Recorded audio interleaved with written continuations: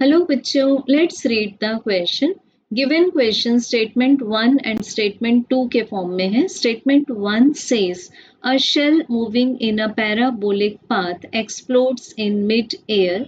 The center of mass of the fragments will follow the same parabolic path.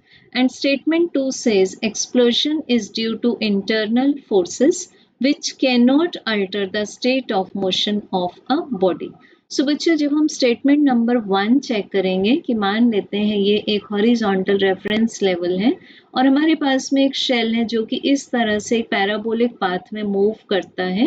अब mid air में आने के बाद ये जो शेल है वो अपने इंटरनल फोर्सेस के कारण एक्सप्लोड हो गया. तो अभी हमें यहाँ पर बताना है कि जो इसका सेंटर ऑफ मास है वो अभी भी पैराबोलिक पाथ को ही ओबे करेगा and that too same parabolic path. तो बच्चों यहाँ जो भी फ्रेगमेंट्स होंगे उनका जो सेंटर ऑफ मास है उसको मान लेंगे एक पार्टिकल, तो वो अभी भी सेम पैराबोलिक पाथ फॉलो करेगा. It means statement number 1 is true practically. Then statement 2, अब ये जो शेल एक्सप्लोड हुआ था उसमें रीजन था इसके खुद के इंटरनल फोर्सेस. यहाँ एक्सटर्नल फोर्सेस कॉज नहीं थे.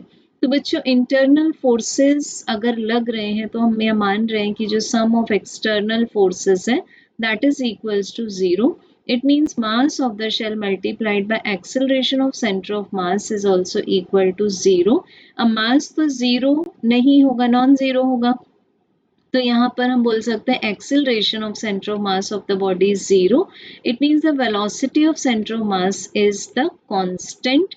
तो यहाँ पर जो सेंटर ऑफ मास है उसकी स्टेट ऑल्टर नहीं होगी, तो हम बोल सकते हैं that statement number 2 is also true and statement number 2 justify करता है, एक्सप्लेन करता है स्टेटमेंट 1 को. So correct answer is option A. Thank you.